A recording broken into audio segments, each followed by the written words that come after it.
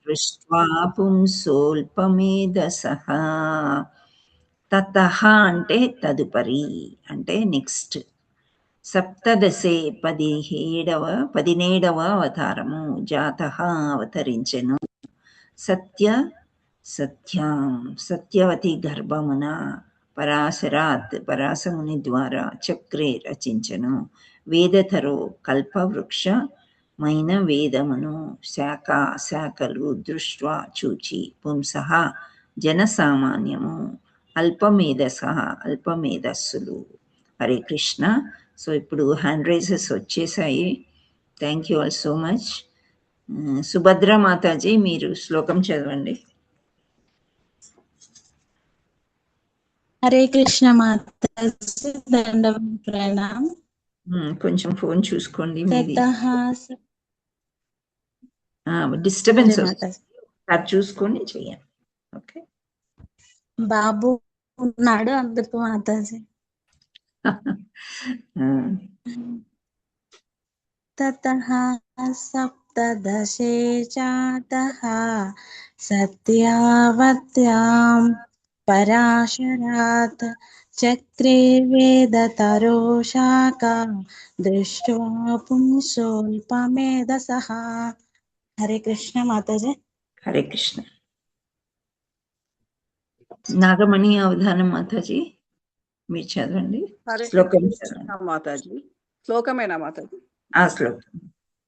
తతః సప్తదశే జాతః సత్యవత్యాం పరాశరాత్ చక్రే వేదతరో శాఖా దృష్ట్వా పుంసోల్పమేధసః. హరే కృష్ణ. హరి బోల్. శ్రావణి భవానీ మాతాజీ. హరే కృష్ణ మాతాజీ. హరే కృష్ణ. తతః సప్తదశే జాతః సత్యవత్యాం పరాశరాత్ చక్రే దృష్ట్వా పుంసోల్పమేధసః. హరే కృష్ణ మాతాజీ. అంజనీ మాతాజీ. హరి బోల్. అంజనీ మాతాజీ. హరే కృష్ణ మాతాజీ. హరే కృష్ణ. తతః సప్తదశే జాతః సత్యవత్యాం పరాశరాత్ చక్రే వేదతరో శాఖా దృష్ట్వా పుంసోల్పమేధసః. హరే కృష్ణ మాతాజీ. హరే కృష్ణ. పద్మజ మాతాజీ మీరు చదవండి, శ్లోకం చదవండి. హరే కృష్ణ మాతాజీ. హరే కృష్ణ. తతః సప్తదశే జాతః సత్యవత్యాం పరాశరాత్ చక్రే వేదతరో శాఖా దృష్ట్వా పుంసోల్పమేధసః. హరి బోల్. శ్రీదేవి మాతాజీ మీరు చదవండి.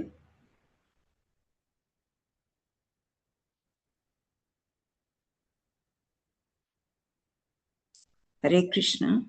ఓకే, వరలక్ష్మి మాతాజీ. హరే కృష్ణ మాతాజీ. హరే కృష్ణ. సప్తదశే జాతః సత్యవత్యం పరాశరాత్ చక్రే వేదతరో శాఖా దృష్ట్వా పుంసోల్పమేధసః. హరి బోల్. హరే కృష్ణ మాతాజీ. ధన్యవాద ప్రణామ మాతాజీ. తేజశ్రీ మాతాజీ మీరు అనువాదం చదవండి. తదుపరి 18వ అవతారం అక్కడ నుండి. తదుపరి అక్కడి నుంచేనా మాతాజీ? అక్కడి నుంచి చదవండి. తదుపరి 17వ అవతారంన భగవానుడు పరశురాముని ద్వారా సత్యవతి గర్భమున శ్రీ వ్యాసదేవుని రూపమున అవతరించెను. జనసామాన్యము అల్పమేధస్సు గలవారగుటను గాంచి అతడు ఏకముగానున్న వేదమును పలు శాఖలుగా శాఖోపశాఖలుగా విభజించెను. హరి బోల్. హరే కృష్ణ మాతాజీ. ఉమా మాతాజీ మీరు భాష్యం చదవండి. హరి బోల్. భాష్యము శ్రీల ప్రపాదికి జై.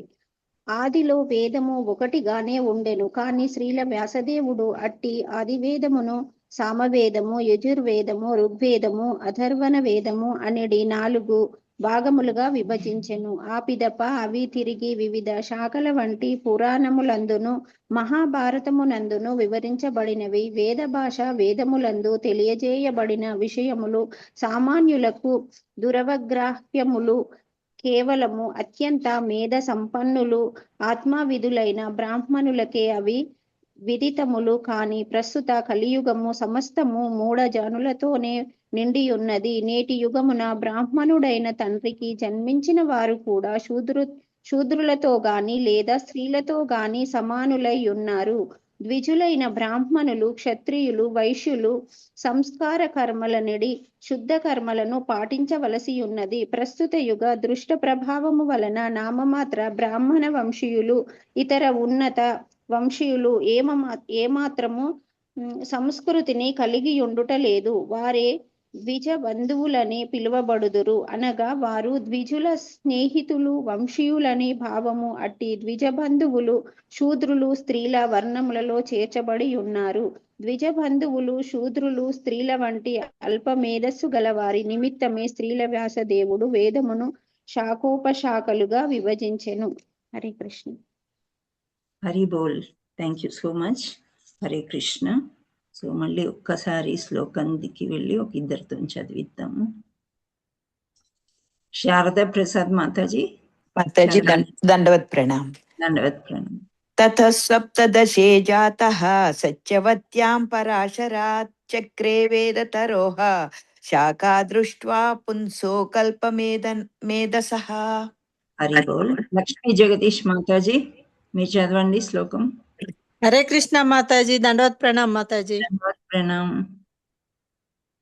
తతః సప్తదశే జాతః సత్యవత్యం పరాశరాత్ చక్రే వేదతరో శాఖా దృష్ట్వా పుంసో అల్పమేధసః. హరి బోల్. సబితా ఘోష్ మాతాజీ మీరు చదవండి. హరే కృష్ణ మాతాజీ. హరే కృష్ణ. తత్త సప్తదశో జాతః సత్యవత్యా పరాశరాత్ చక్రవేదత్తరో శాఖా దృష్ట్వా పుంసోల్పమేధసః. హరి బోల్. So thank you so much. అందరూ బాగా చదివారు. సో ఇక్కడ మనము ఈ ఏంటి 17వ అవతారం అంటే 17th అవతారం భగవానుడు పరశురాముని ద్వారా పరాశర ముని ద్వారా సత్యవతి గర్భమున శ్రీ వ్యాసదేవుని రూపమున అవతరించను.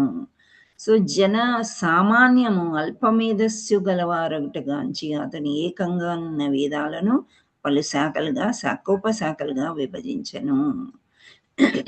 ఇక్కడ మనకి అర్థం అవ్వాల్సింది ఏంటి అంటే, మనం వ్యాస మహర్షి గురించి బాగా తెలుసుకున్నాము. మొన్న వ్యాస పూజ అని గురు పౌర్ణమి, వ్యాస పౌర్ణమి అని కూడా అంటారు. అంటే మొట్టమొదటి గురువు వ్యాస మహర్షి అని చెప్తారనమాట. ఓం అజ్ఞానతిమిరాంధస్య జ్ఞానాంజనాశలాకయా చక్షుర్మిలితం येन తస్మై శ్రీ గురవే నమః. శ్రీ చైతన్య మనోభీష్టం స్థాపితం येन భూతలే స్వయం రూప కదా మహ్యం దదాతి స్వపదాంతికం. వందేహం శ్రీగురో శ్రీయుతాపదకమలం శ్రీగురూన్ వైష్ణవాంచ శ్రీరూపం సాగ్రజాతం సగణ రఘునాథాన్వితం తం సజీవం సాద్వైతం సావధూతం పర్జన సైతం కృష్ణ చైతన్య దేవం శ్రీరాధా కృష్ణ పాదాన్ సగణ లలితా శ్రీ విశాఖాన్వితాంచ నమో విష్ణుపాదాయ కృష్ణ పృష్ఠాయ భూతలే శ్రీమతే భక్తి వేదాంత స్వామిన్నితి నామినే. నమస్తే సారస్వతే దేవి గౌరవాణి ప్రచారిణి నిర్విశేష శూన్యవాది పాశ్చాత్య దేశతారిణి. హే కృష్ణ కరుణా సింధో దీనబంధో జగత్పతే గోపేశ గోపికా కాంత రాధాకాంత నమస్తుతే. తప్త కాంచన గౌరాంగి రాధే వృందావనేశ్వరి వృషభానుసుతే దేవి ప్రణమామి హరిప్రియే. వాంఛాకల్పతరుభ్యస్య కృపా సింధుభ్య ఏవ చ పతితానాం పావనేభ్యో వైష్ణవేభ్యో నమో నమః. నమో మహావదన్యాయ కృష్ణ ప్రేమ ప్రదాయతే కృష్ణాయ కృష్ణ చైతన్య నామ్నే గౌరద్విషే నమః. జయ శ్రీ కృష్ణ చైతన్య ప్రభు నిత్యానంద శ్రీ అద్వైత గదాధర శ్రీవాసాది గౌర్ భక్త వృంద. హరే కృష్ణ కృష్ణ కృష్ణ హరే హరే, హరే రామ రామ రామ హరే హరే. जय जय श्री चैतन्य जय नित्यानंद जय अद्वैत चंद्र जय गौर भक्त वृंद जय जय श्री चैतन्य जय नित्यानंद जय अद्वैत चंद्र जय गौर भक्त वृंद जय जय श्री चैतन्य जय नित्यानंद जय अद्वैत चंद्र जय गौर भक्त वृंद ओम नमो भगवते वासुदेवाय ओम नमो भगवते वासुदेवाय ओम नमो भगवते वासुदेवाय नारायणं नमस्कृत्य नरं चैव नरोत्तमं देवीं सरस्वतीं व्यासं ततो जयमुदीरयेत् नष्टप्रायेषु भद्रेषु नित्यं भागवत सेवया भगवते उत्तमश्लोके भक्तिर्भवति नैष्टिकी कृष्णाय वासुदेवाय देवकी नन्दनाय च नन्दगोपकुमाराय गोविन्दाय नमो नमः मुखं करोति वाचालं पङ्गुं लङ्घयते गिरिमित्कृपातमहं वन्दे श्रीगुरुं दीनतारिणं परमानन्दमाधवं श्रीचैतन्येश्वरं विष्णुपादाय कृष्णपृष्ठ श्रीमते जगन्नाथ स्वामी।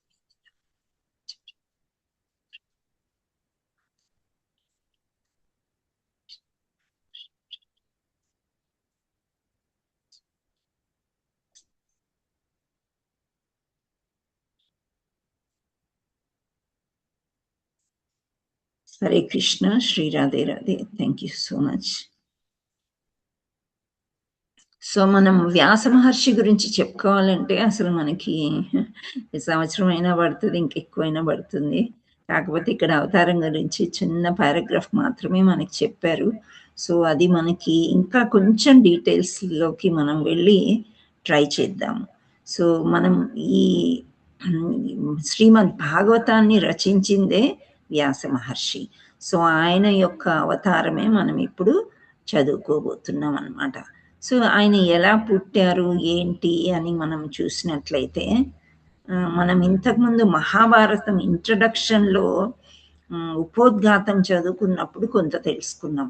మీకేమైనా గుర్తుందా? హరే కృష్ణ. వ్యాస మహర్షి ఎలా పుట్టాడు ఏంటి చెప్పారు మాతాజీ, గుర్తుంది. ఓకే. సో మళ్ళీ ఒక్కసారి రివిజన్ లాగా చేసుకుందాం. సో 17వ అవతారము భగవానుడు పరాశరముని ద్వారా సత్యవతి గర్భంన శ్రీ వ్యాసదేవుని రూపంన అవతరించెను. సో ఈ వ్యాసదేవుడు ఇలా రావాలి అని కృష్ణ భగవానుడే ఆలోచించాడు. విష్ణుమూర్తి అన్ని యుగాల గురించి అందరి గురించి ఆలోచిస్తూ ఉంటాడు. నిన్ననే మనం అనుకున్నాం కదా, అల్ప ఆయుష్యులు ఉన్నారు, తర్వాత వీళ్ళకి మందబుద్ధి ఇవన్నీ ఉంటాయి అని, కలియుగ వాసులకి ఏదో ఒకటి చెయ్యాలి వాళ్ళకి అని ఋషులందరూ కూడా ద్వాపర యుగం ఎండింగ్లో వాళ్ళందరూ ఆలోచించి మనకేమేం కావాలో అవన్నీ ఇవ్వడానికి ప్రయత్నం చేశారనమాట. సో ఈ వేదాలన్నీ మనం చదవలేము, చాలా కష్టం. చూడండి, శ్రీమద్ భాగవతమే మొదటి అధ్యాయం చదువుతుంటేనే ఎన్నో కన్ఫ్యూజన్స్, ఈరోజు చదివింది రేపు గుర్తుండదు. మీకు గుర్తుందా ఫస్ట్ అధ్యాయంలో ఏమేం చదువుకున్నామో మనకు గుర్తున్నాయా? మళ్ళీ ఒకసారి చూసుకుంటే గానీ మనం చెప్పలేం కదా, అవునా కాదా? చాలా వరకు ఇంట్రడక్షనే ఉండిందనమాట ఫస్ట్ దాంట్లో. ఆ తర్వాత సెకండ్ నారదులు వచ్చారు. ఏంటి అంటే గంగా నది తటంలో వ్యాస మహర్షి భాగవతం రచించాడు. ఇంత చేసిన తర్వాత కూడా ఆయనకు మనశ్శాంతి దొరకలేదు. ఎందుకు దొరకలేదు అని అంటే అప్పుడు నారదుల వారు ఆయన యొక్క గురువు వచ్చి అప్పుడు ఏం చెప్పారు అంటే, నువ్వు అసలు శ్రీకృష్ణ లీలలే రాయలేదు, రాయకపోతే శ్రీకృష్ణుణ్ణి ఇప్పుడు సెంటర్ ఆఫ్ అట్రాక్షన్ అని చెప్తున్నాం కదా మనం, సెంటర్లో పెట్టుకుని అన్ని చెయ్యాలి అని. సో మీరు భాగవతంలోనే శ్రీకృష్ణుడి లీలలు రాయకపోతే, లీలావతారుడైన కృష్ణుడి గురించే చెప్పపోతే, ఇంకా వేరే క్యారెక్టర్స్ గురించి అంటే దుర్యోధనుడి గురించి, ద్రౌపది గురించి, మళ్ళా ధృతరాష్ట్రుడు, ఇన్ని బాగా వర్ణించావు కానీ కృష్ణుడి లీలలేవి అని అడిగారంట. అప్పుడు 10వ స్కందం వరకు, అప్పటికి వెళ్ళిపోయాడు, 9వ స్కందం కూడా అయిపోయింది. 10వ స్కందంలో మొత్తం శ్రీకృష్ణ బుక్ అన్నమాట. అయితే మన గురువు అయిన శ్రీల ప్రపాద్ కీ జై, గురు మహారాజ్ కీ జై. సో శ్రీల ప్రపాదుల వారు మన గురించి ఆలోచించారనమాట. వీళ్ళు 1వ స్కందం, 2వ స్కందం, 3, 4, 5, 6, 8, 9 చదవాలి. 10 చదవాలంటే అప్పుడు అది అర్థం కాదు. ఇది వరుసగా చదివితేనే అర్థమవుతుంది. శ్రీకృష్ణ లీలలు అంటే కృష్ణుని అర్థం చేసుకోవడమే చాలా కష్టమని ఆయన మళ్ళీ ఆ 10వ స్కందాన్ని కృష్ణ అని బుక్ అనువాదం చేశారనమాట. సో ఆయన అనువాదం చేసి అన్ని భాషల్లోకి అనువదించారు. ఆ పుస్తకాన్ని మనము చదివేశాము. కానీ ఎంతవరకు ఎంత గుర్తుంది అనేది మనం అక్కడక్కడ జ్ఞాపకం చేసుకుంటూ ఉంటే మనకి జ్ఞాపకం వస్తుంది. సో వ్యాసదేవుడు నారదుల మధ్య మనకి సంభాషణ ఏం జరిగింది ఏంటి అనేది మనం అన్నీ కూడా తెలుసుకున్నాం ఇంతకుముందే. నారదుల వారి గురించి తెలుసుకున్నప్పుడు వ్యాస మహర్షి బిగినింగ్లో ఏం చేశారు అనేది అవన్నీ తెలుసుకున్నాం. సో ఇన్ని వేదాలు ఈ పుస్తకం ఎలా తేలిక చేయాలి. అయితే ఇంతకుముందు నేను క్లాస్లో కూడా చెప్పాను, మార్నింగ్ క్లాస్లో. సో ఏంటి అంటే మనము ఏదైనా బాగా మంచిగా అర్థమైంది అనుకోండి, ఏవైనా ప్రశ్నలు ఉన్నాయా అని అడిగితే అట్టిపండు ఒలిచి పెట్టినట్టు నోట్లో పెడితే ఇంకే ప్రశ్నలు ఉంటాయి అని అన్నారు. ఒకరిద్దరు అంటారు కదా, మనం మామూలుగా అనుకుంటాం ఇంత క్లియర్గా ఉన్న తర్వాత ఇంకే ప్రశ్నలు ఉంటాయి. కానీ ఇక్కడ ఆచార్యులు ఏం చెప్తున్నారంటే అట్టిపండు ఒలవడం ఈజీ, తొక్కలు ఇలా తీసేస్తే పండు బయటకు వచ్చేస్తుంది. కానీ పనసపండు ఎలా ఉంటుంది? పనసపండు గగ్గురు పాటు ఎట్లా బయటికి ఎలా ఉంటుంది, దాన్ని ముట్టుకుంటేనే పాలు వస్తూ ఉంటాయి, అంటుకుంటుంది, జిగురు ఎక్కువ. ఆ తర్వాత దాన్ని కత్తి తీసుకొని చాలా జాగ్రత్తగా కొయ్యాలి. కోసినప్పుడు ఆ తొనలు అడ్డదిడ్డంగా ఉన్నాయి అనుకోండి, మనకి తినాలనిపిస్తుందా చెప్పండి? తొనలుగా తీస్తేనే కదా మనం తింటాం, అవునా కదా? సో ఆ పనస పండు ఎలా ఉందో అలా వేదాలన్నీ కూడా చాలా మనం ఇంకా దాన్ని చదవలేమన్నమాట. సో ఇన్ని అల్పమేధస్సు గలవారు అగుట ఎవరు? ఈ కలియుగ వాసు. సామాన్య జనాలందరికీ కూడా అల్పమైన మేధస్సు అంటే మనకి తెలివి ఎక్కువగా లేదు, మేధస్సు ఎక్కువగా లేదు. అంటే ఇవాళ చదివింది మనకి ద డిఫెక్ట్స్ ఆఫ్ మ్యాన్ అని చదువుకున్నాం కదా. ఏమేమి అవి అంటే ఏంటి చెప్పండి? ఏంటి మనకి ఉండే లోపాలు జనరల్ గా? జ్ఞాపక శక్తి తక్కువ ఉండేది, అది వేరే. 4 డిఫెక్ట్స్ ఆఫ్ మ్యాన్. అసంపూర్ణ ఇంద్రియాలు, అహంకారం మాతాజీ, ఇంద్రియాలు, అల్పాయుషులు, మందబుద్ధులు, చీటింగ్ టెండెన్సీ. సో ఫస్ట్ మనం ఏమనుకోవాలంటే అపూర్ణ ఇంద్రియాలు ఉన్నాయి. ఆ ఇంద్రియాల వల్ల మనం భ్రమిస్తాము, భ్రమలో ఉంటాము, భ్రమలో ఉండి తప్పులు చేస్తాము. ఆ తర్వాత తప్పుల్ని కప్పిపుచ్చుకోవడానికి చీటింగ్ చేస్తాం, మోసం చేస్తాం. సో ఈ 4 అందరిలో ఉంటాయంట. అవి అంటే స్పెషల్లీ కలియుగ వాసుల్లో. ఎందుకంటే చాలా భక్తి చేస్తేనే అవి వెళ్ళిపోతాయి, లేకపోతే మనలో ఉంటాయి అన్నమాట అవి. అందుచేత అసంపూర్ణ ఇంద్రియాలు అంటే మనం సరిగ్గా చూసిందే కరెక్ట్ అనుకుంటాం, కానీ ఇంకా దూరపు చూపు, మనం కనిమేర అని అంటాం చూడండి, అది కనిమేర కాదు, ఇంకా ఉంది ముందుకి. ఆ చక్షువులన్నీ చూడలేవు, చేతులతో అన్నీ చెయ్యలేరు, కాళ్ళు అసంపూర్ణమే మనం అంతా కూడా. అందుకే మనని బద్ధజీవులు అని అన్నారు.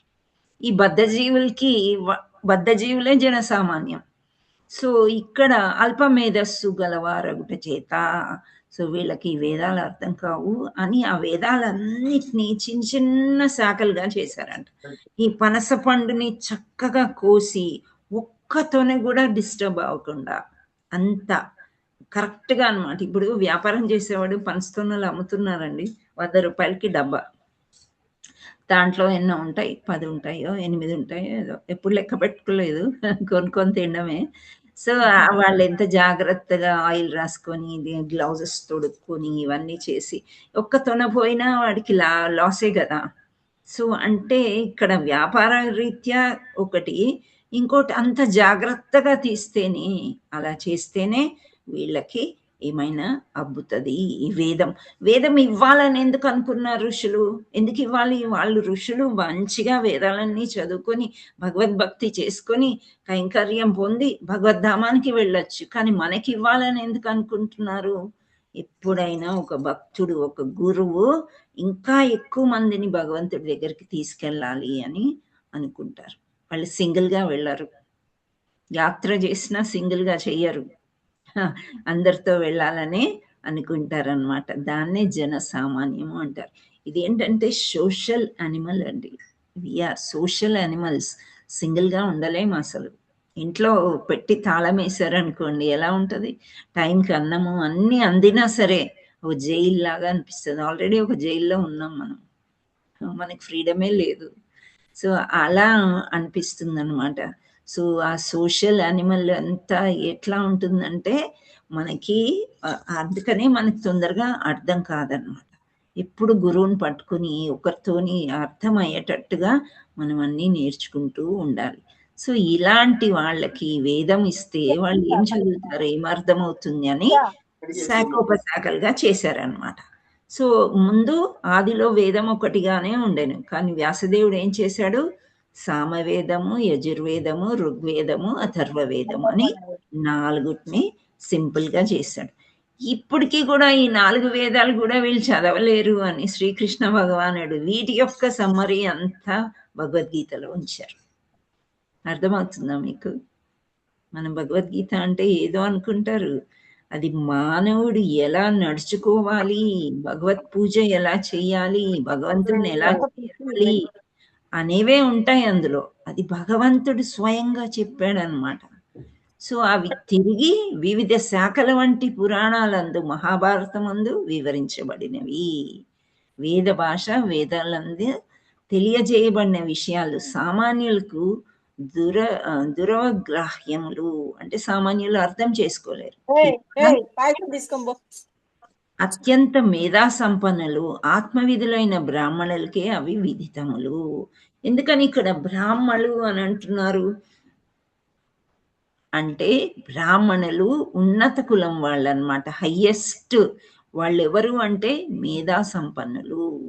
సో వాళ్ళు బాగా మేధస్సు, ఒక్కసారి చదివినంతనే వాళ్ళకు అర్థమవుతుంది, మళ్ళీ తిరిగి చెప్పగలరు.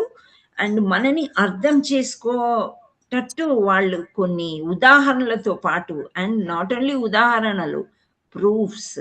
శ్రీల ప్రభుపాదుల వారు ఎక్కడ ఏమి చెప్పినా కానీ ఇది భాగవతంలో ఈ శ్లోకంలో, భగవద్గీత ఈ శ్లోకంలో ఉంది అని భాష్యంలో క్లియర్గా చెప్తారనమాట. సో అలా చెప్పగలిగిన వాళ్ళే మేధా సంపన్నులైన బ్రాహ్మణులు. కానీ ప్రస్తుత కలియుగంలో సమస్తము మూఢజనులతోనే నిండి ఉన్నది అని చెప్తున్నారు. సో నేటి యుగమున బ్రాహ్మణుడైన తండ్రికి జన్మించిన వాడు కూడా శూద్రులతో కానీ లేదా స్త్రీలతో కానీ సమానులై ఉన్నారు. ఇక్కడ ఎందుకు శూద్రులు స్త్రీలు అని పోల్చారంటే, వేదాలు చెప్తున్నాయండి. నేను కానీ, శ్రీల ప్రభుపాదుల వారు కానీ, ఇంకా మన గురువులు కానీ ఎవరో చెప్పడం కాదు. వేదాలు ఏం చెప్తాయంటే స్త్రీకి మేధస్సు తక్కువ ఉంటుంది అని చెప్తారు. ఓకే, హయ్యెస్ట్ రేంజ్లో ఉండదు అని. కానీ కలియుగంలో స్త్రీ ప్రపంచమే గ్రేట్గా ఉంటుంది ఈ రోజుల్లో. అయితే వాదించాలంటే రకరకాలుగా వాదిస్తారు. గాయత్రి మాత లేదా లీడర్ లాగా అనే వాళ్ళు అంటారు.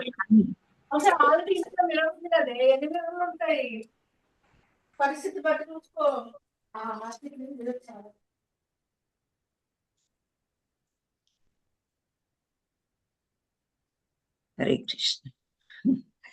సో ఇక్కడ లక్ష్మీ జగదీష్ మాతాజీ ఎవ్రీ డే మర్చిపోతారు. ఏంటి మర్చిపోతారు? మైక్ ఆఫ్ చేసుకో, అన్మ్యూట్. ఎస్. సో అక్కడ మనం ఏం చెప్పుకుంటున్నాం? స్త్రీ ఇక్కడ వేదాలు ఘోషిస్తున్నాయి ఏంటి అంటే శూద్రులు. ఇప్పుడు మనకి ఇక బ్రాహ్మణులు, వైశ్యులు, క్షత్రియులు, శూద్రులు అని 4 విభాగాలుగా విభజించబడ్డారు. ఎవరు చేశారు ఇది విభజన? భగవంతుడు మాతాజీ. భగవంతుడే చేశాడు. పనులను భగవంతుడే చాతుర్వర్ణం మయా సృష్టం నేనే సృష్టించాను. సో ఏంటి అనంటే బ్రాహ్మణులు ఎవరు అంటే వేదాలు పుస్తకాలు అన్ని బాగా చదివి మేధావులు అన్నమాట.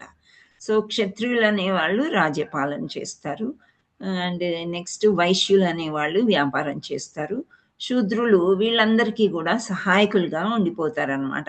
ఇప్పుడు కొందరికి చదవంటే మామూలుగా మనం కలియుగంలో ఇప్పుడు కూడా చూసుకోవచ్చు, అందరినీ ప్రచారం చెయ్యండి ప్రచారకులు కమ్ము అని అంటే అమ్మో నేను చెప్పలేను, వేరే సేవ చేస్తా. కొందరు ఎటువంటి సేవలు చేస్తారంటే అది మన వల్ల కాదు కూడా. అసలు రోజంతా టెంపుల్లో ఉంటారు, మీకు తెలుసా? ఈవెన్ లేడీస్ నేను చెప్తున్నాను, మార్నింగే వంట చేసేసి ఇంట్లో వాళ్ళు ఎక్కడోళ్ళు అక్కడ వెళ్ళిపోయినాక టెంపుల్కి వెళ్ళిపోతారు, పూల సేవ చేస్తారు, ఊడ్చే సేవ చేస్తారు, ఇంక వాళ్ళు పెట్టిన భోజనమే తింటారు, లేదా డబ్బా కట్టుకెళ్తారు, ఇంకా సాయంత్రం 5ంటికి దర్శనం చేసుకొని మళ్ళీ తిరిగి వస్తారు అన్నమాట. అటువంటి సేవ మనం చేయగలమా? దూరం నుంచి కూడా వస్తారు, వాళ్ళకి బస్సులు ఎక్కొస్తారు, ట్రైన్లు ఎక్కొస్తారు, ఆ సేవ వాళ్ళకి ఇష్టం అన్నమాట. అదే మనకి వాళ్ళని తీసుకొచ్చి మీరు లెసన్ చెప్పండి అంటే వాళ్ళకి ఇష్టం ఉండదు, వాళ్ళ ప్రాప్తం అది, అలా చేస్తారనమాట. సో అలా అని చెప్పి వాళ్ళని మేధావులు కాదు అని మనం అనడం కాదు, కానీ అట్లా ఎవరి డ్యూటీస్ వాళ్ళు చేస్తూ ఉంటారు. సో శూద్రులు అనే వాళ్ళు ఏంటంటే ఎక్కువగా ఈ ముగ్గురికి సేవ చేస్తూ అన్నీ అందిస్తూ ఉంటారనమాట. మనకి భగవంతుడు ఏం చెప్పాడు? We are the servants of the servants of the servants అన్నాడు కదా. అంటే మనము సేవకులము, సేవ రాధారాణి యొక్క అనుచరులకి ఇంకా భక్తులకి అందరికీ కూడా మనము సేవ చేసేవాళ్ళమే. సో ఆ రకంగా అన్నమాట. అందుకనే స్త్రీ అంత మేధావి కాదు అని అంటారు. అదొకటి. మళ్ళీ శూద్రులు కూడా స్త్రీకి కూడా అంత మేధావి కాదు అని చెప్తారు. వాళ్ళు సమానం శూద్రులతో కానీ, లేదా వీళ్ళిద్దరితోని ఎవరు సమానులు అంటున్నారు? బ్రాహ్మణుడైన తండ్రికి జన్మించిన వాడు. సో బ్రాహ్మణుడైన తండ్రికి, ఇప్పుడు డాక్టర్ కొడుకు డాక్టరే అవ్వాలని ఎక్కడన్నా ఉందా? లేదు మాతాజీ.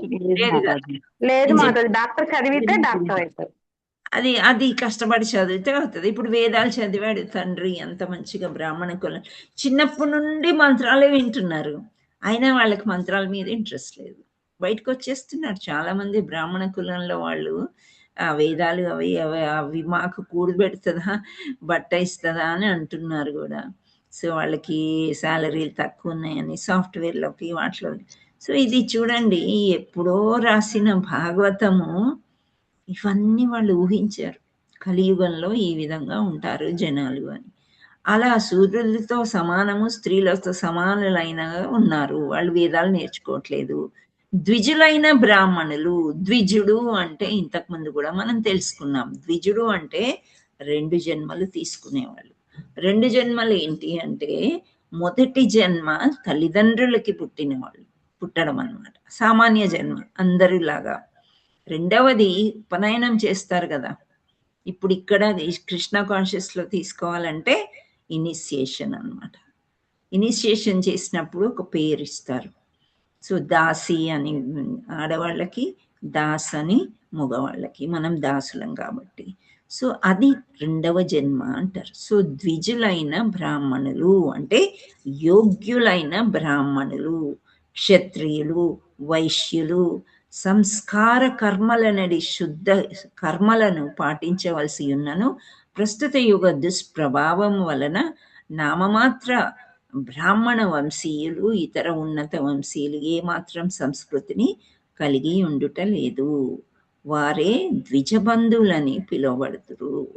అనగా వారు ద్విజుల స్నేహితులు, వంశీయులు అని భావము.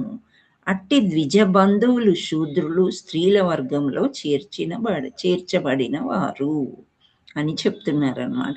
సో ఈ అల్ప మేధస్సు గలవాళ్ళు ఎవరు అంటే 2 అని చెప్తున్నారు. ఎవరు? శూద్రులు, స్త్రీలు. వాటి యొక్క రీజన్స్ కూడా నేను చెప్పాను మీకు. సో మనం అన్యథా భావించకూడదు. భాగవతం చెప్తుంది, ఇది ఎవరో చెప్పట్లేదు. నాకు ఒక్కోసారి అనిపిస్తుంది మనకు కూడా చాలా తెలివి ఉంది, వీఆర్ ఆల్సో వెరీ క్లెవర్ అని. కానీ అప్పటి రోజుల్లో ఎలా ఉండేవారంటే ఆడవాళ్ళు ఒక సహాయం చేయడం వరకే, పిల్లల్ని చూసుకోవడం వరకే, ఇల్లు చక్క పెట్టుకునే వరకే ఉండేవారు అన్నమాట. నెమ్మదిగా ఇక్కడ చెప్పినట్టు కలియుగంలో మగవాళ్ళు ఏ పని చేయలేదు, ఆహారానికి కూడా డబ్బులు తేవట్లేదు అని కొంచెం మేధస్సు, వాళ్ళకున్న మేధస్సులతో కొంచెం సమానులై వర్తించు అంటే ఉండొచ్చు, సమానులుగా అంటే మగవాళ్ళకి సమానులుగా మంచి ఉద్యోగాలు చేస్తున్నారు. వాళ్ళతో ఇంకా పై రెట్లు కూడా చక్కగా పురోగతి చెందుతున్నారు. కానీ వీళ్ళందరూ కూడా ద్విజులే అని అంటున్నారు. ద్విజ బంధువులు, శూద్రులు, స్త్రీల వంటి అల్పమేధస్సు గలవారి నిమిత్తమే శ్రీల వ్యాసదేవుడు వేదాన్ని శాఖోపశాఖలుగా విభజించెను. సో ఇక్కడ స్త్రీలకి ఇంకా మిగిలిన వాళ్ళందరికీ కూడా మేధస్సు తక్కువగా ఉంది కాబట్టి వీళ్ళు కూడా భక్తి చెయ్యాలి, వీళ్ళు కూడా భగవంతుడి దగ్గరికి రావాలి అని అనుకుని ఆయన శాఖోపశాఖలుగా విభజించారు. పనస పండు ఎవరైనా గిఫ్ట్ లాగా ఇచ్చారనుకోండి, ఒకసారి నాకే ఇచ్చారు ఎవరు, కానీ దాన్ని ఎలా కొయ్యాలో ఏం దాన్ని చూసుకుంటుంటే పండింది, మంచి వాసన వస్తుంది, కానీ ఎలా చాలా కష్టపడ్డాం అన్నమాట తెలియక. ఇప్పుడైతే చూస్తున్నాం బాగా రోడ్డు మీద అక్కడ ఎలా కోస్తున్నారు ఏంటి అని. కానీ అదంతా చేసే కంటే తొనలు తీసుకుని తినడం ఎంత ఈజీయో ఒక ఆచార్యులు చెప్పారనమాట. శ్రీల ప్రపాదుల వారి దగ్గర శిష్యులు అనమాట. సో ఆయన వీడియోస్లో విన్నాను నేను. పనస తొనలు ఎలా అయితే ఒక్కొక్కటిగా ఇస్తే ఈజీగా తింటామో ఆ విధంగా మనకి శాఖోపశాఖలుగా విభజించి ఇచ్చారు. ఎవరు అంటే శ్రీల వ్యాసదేవుడు. సో ఇప్పుడు మనం ఒక్కసారి చూద్దాం, మహాభారతంలోకి వెళ్ళినట్లయితే పరాశర ముని ఎవరు, సత్యవతి ఎవరు? వీళ్ళిద్దరూ వ్యాసమునికి తల్లిదండ్రులు. సత్యవతి మాత గురించి మనకు కొంచెం తెలుసా? ఎవరావిడ? మత్స్య గ్రంథను ఏదో అంటారుగా మాతాజీ, చేపలు. ఆమె ఏంటంటే మత్స్యకారుని కుమార్తె ఏమంటారు మాతాజీ? ఎస్. సో ఇక్కడ ఒక్కసారి చూద్దాము, చరిత్రలోకి వెళ్తే ఆల్రెడీ చెప్పున్నాను ఈ స్టోరీ, మళ్ళీ చెప్తాను. వ్యాస మహర్షి తండ్రి పరాశర ముని, తల్లి సత్యవతి. సో వ్యాస జన్మ కథ ఎలా జరిగిందంటే, పరాశర మహర్షి యమునా నదిని దాటేందుకు సత్యవతి పడవలో ప్రయాణించారు. సత్యవతి ఏంటంటే ఒక జాలరుని, అంటే ఒక చేపలు పట్టుకునే అతని కుమార్తె అన్నమాట. సో చేపలు పట్టుకునే దగ్గర, సముద్రం దగ్గర కానీ నది దగ్గర కానీ ఒకలాంటి నీచు వాసన బాగా వస్తుంది కదా, అదేంటంటే మన బట్టలకి మనకి కూడా పట్టి ఉంటుంది. సో ఆ రకంగా ఉంది ఆ అమ్మాయి కూడా. సో వాళ్ళ నాన్నగారికి హెల్ప్ చేసేదన్నమాట సత్యవతి. మంచి పతివ్రత, అందగత్త. సో ఆమె సహాయం చేస్తూ ఉంటే పరాశర మహర్షి యమునా నదిని దాటినందుకు సత్యవతి పడవని ప్రయాణించారంట. సో సత్యవతి యొక్క భక్తి వినయాన్ని చూసి పరాశర మహర్షి ఆమెకు దివ్య వరాలు ఇచ్చారు. సో యాక్చువల్లీ ఆయన అందానికి ఆకర్షితుడవుతాడు కూడా అన్నమాట. కానీ ఆమె దగ్గర వచ్చే దుర్వాసన ఇవన్నీ ఉండడం చేత ఆయన ఏమంటాడంటే, నీవెప్పటికీ కూడా కన్యగానే ఉంటావు. ఈమె యొక్క వినయ విధేయతలు చూసి వ్యాసుడు లాంటి, అంటే భగవంతుడు ఈమె దగ్గర జన్మ తీసుకున్నట్టయితే మనకి ఈ వచ్చే యుగానికి బాగా ఉపయోగపడతాడు అని ఆయన ఆలోచిస్తాడు అనమాట. సో అలా ఆలోచించి ఏం చేస్తాడంటే, ఒక ద్వీపము, అంటే పై వ్యాసుడు జన్మించాడు, అందుకే ఆయనను ద్వీపాయనుడు అని కూడా పిలుస్తారంట. సో ఆయన యొక్క కరుణ చేత, ఆయన యొక్క దీవెన చేత ఈమె వివాహం అవ్వకముందే వ్యాస మహర్షికి జన్మనిస్తుంది. ఆ తర్వాత ఆయన ఏమని ఆశీర్వదిస్తాడంటే, ఈ వ్యాస మహర్షి నల్లగా ఉంటాడంట. అందుచేత కృష్ణ ద్వైపాయన వ్యాసుడు అని కూడా ప్రసిద్ధి చెందాడంట ఆ పేరుతోని. ఆ తర్వాత ఈయన దివ్య శక్తితోని జన్మించిన వెంటనే యువకుడుగా ఎదిగి తపస్సు చేయడానికి హిమాలయానికి వెళ్ళిపోతాడనమాట. అక్కడ మనము ఇంకొక ఈ మనకి భాగవతం ఎవరు చెప్తారు చెప్పండి పరీక్షిత్ మహారాజ్కి? సుఖదేవ గోస్వామి మాతాజీ. సుఖదేవ గోస్వామి కూడా 16 ఏండ్ల వయసులో గర్భం నుండి వచ్చి నడుచుకుంటూ వెళ్ళిపోతూ ఉంటాడు. సో ఇదంతా చూడండి దైవ మాయ లీల అన్నమాట. సో ఈయన కూడా ఎప్పుడైతే ఆ గర్భం నుండి వచ్చాడో, సత్యవతి గర్భం నుండి ఎప్పుడైతే వస్తాడో, ఆయన ఏమంటాడు, దివ్య శక్తితోని యువకుడిగా మారిపోయి నేను తపస్సు చేసుకోవడానికి వెళ్ళిపోతాను అని చెప్పేటప్పుడు తల్లికి ఒక మాట చెప్తాడు, నీకు ఎప్పుడు అవసరమైతే అప్పుడు నన్ను పిలువమ్మా, నేను వస్తాను అని తల్లికి మాట ఇచ్చి వెళ్ళిపోతాడు. ఎవరు వెళ్ళిపోయాడు? వ్యాస మహర్షి అక్కడ తపస్సు చేసుకోవడానికి అన్నమాట. సో వ్యాస మహర్షి ముఖ్య సేవలు ఏం చేశారంటే 4 వేదాల్ని విభజించారు, మహాభారతం రచించారు, 18 పురాణాల సంకలనం చేశాడని సాంప్రదాయం చెప్తుంది. అండ్ శ్రీమద్ భాగవతాన్ని కూడా ఆయన రచించి మనకి అందించాడు. సో ఈ జన్మ కథ ప్రధానంగా మహాభారతం మరియు ఇతర పురాణాల్లో వివరించబడినది. సో ఇదే అన్నమాట. అండ్ వ్యాస మహర్షి ద్వారా ముఖ్యంగా ఎవరెవరు పుట్టారు చెప్పండి మహాభారతంలో? పాండురాజు, ధృతరాష్ట్రుడు, విదురాగుడు. వీళ్ళందరూ కూడా ఈయన ద్వారానే వస్తారు. అంబాలిక వాళ్ళ ద్వారా వ్యాస మహర్షి ద్వారా వస్తారు. సత్యవతికి పుట్టిన పుత్రులు ఇద్దరు కూడా పరమపదిస్తారు. సో ఈ వంశం నిలబడటానికి అప్పుడు భీష్ముడు ప్రతిజ్ఞ తీసుకున్నాడు, కురువంశం నిలబడలేకపోతుంది అని చెప్పేసి. ఆయన అంటాడు, సరే వ్యాసుని కూడా నువ్వే కన్నావు కదా, నీ పుత్రుడే కదా, ఆయన్ని పిలువు అంటాడు. వస్తాడనమాట. వ్యాస మహర్షి ద్వారా ఈ విధంగా మనకి కురువంశం అంతా కూడా వస్తుంది. సో ఆయన మహానుభావుడు అన్నమాట. వేదాల్ని ఇవ్వడమే కాకుండా కురువంశాన్ని కూడా నిలబెట్టిన మహానుభావుడు ఎవరు అంటే శ్రీల వ్యాసదేవుడు. సో వ్యాసదేవుడి యొక్క రూపం, ఆయన అవతారము ఎవరు అంటే విష్ణు భగవానుడే.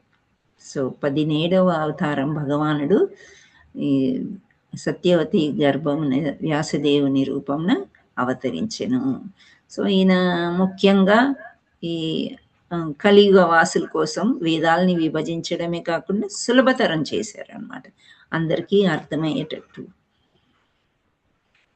హరే కృష్ణ కృష్ణ కృష్ణ హరే హరే, హరే రామ రామ రామ హరే హరే. శ్రీల ప్రపాద్ की जय, गुरु महाराज की जय, श्री श्री श्री राधा मदन मोहन की जय, जगन्नाथ बलदेव सुभद्रा माई की जय, चैतन्य निताय गौर प्रेमानंदे हरि हरि बोल. All glories to assembled devotees, all glories to assembled devotees, all glories to assembled devotees. Vancha kalpatarubhyasya कृपा सिंधुभ्य एव च पत्तानां पावनेभ्यो वैष्णवेभ्यो नमो नमः. Hare Krishna. Thank you all so much. మీకు ఏమైనా డౌట్స్ ఉంటే అడగొచ్చు. మళ్ళీ కూడా ఏవైనా పాయింట్స్ మిమ్మల్ని హర్ట్ చేసి ఉంటే ఐఎమ్ సారీ. పుస్తకంలో ఉన్నవి ఆచార్యులు చెప్పినవి నేను చెప్పాను. అయ్యో సారీ, చెప్పొద్దు మాతాజీ, మా కోసమే కదా చెప్పేది. విషయాలు కూడా తెలుసుకుంటున్నాం అనమాట. ఓకే, సబితా ఘోష్ మాతాజీ చెప్పండి, ఏం డౌట్? ఇంతకు ముందు రేస్ చేశారా? మాతాజీ చిన్న డౌట్ మాతాజీ. ఎవరు? హరే కృష్ణ మాతాజీ. లక్ష్మీ జగదీష్. అవును మాతాజీ, చెప్పండి. ఇప్పుడు సుఖదేవ గోస్వామి ధృతరాష్ట్రుడికి అన్న తమ్ముళ్ళు అవుతారా మాతాజీ?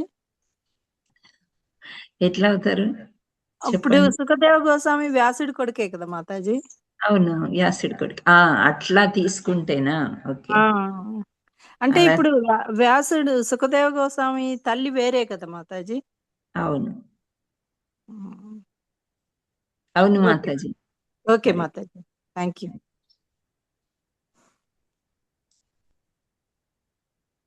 భలే డౌట్లు వస్తాయి ఒక్కోసారి కదా, షాకింగ్ డౌట్స్, కానీ మంచిది అలా రావడం. అంటే వ్యాస మహర్షికి ఎప్పుడు సుఖదేవ్ గోస్వామి చాలా తర్వాత ఎప్పుడో కదా, వ్యాసుడే. ఆ, సుఖదేవ్ ఎక్కడ గోస్వామి తల్లి ఎవరు మాతాజీ? యుద్ధమైపోయి అందరూ అంటే చనిపోయిన తర్వాత పరీక్షిత్ మహారాజు రాజ్యమేలిన తర్వాత పరీక్షిత్ మహారాజు ఎండింగ్ స్టేజ్లో అప్పుడు సుఖదేవ్ గోస్వామి వస్తారు. సో ఇంత ఆల్మోస్ట్ యుగం అంతరించిపోతుంది, ద్వాపర యుగం వెళ్ళిపోయి కలియుగం ప్రారంభం అయ్యే సమయంలో సుఖదేవ్ గోస్వామి వస్తాడు. అయినప్పటికీ కూడా వీళ్ళిద్దరు అన్నదమ్ముల అని అడిగారు చూసారా, నాకు కూడా సడన్ గా షాక్ అనిపించింది. Yes, correct. హరి బోల్. హరే కృష్ణ మాతాజీ and brothers, thank you all so much for attending the class.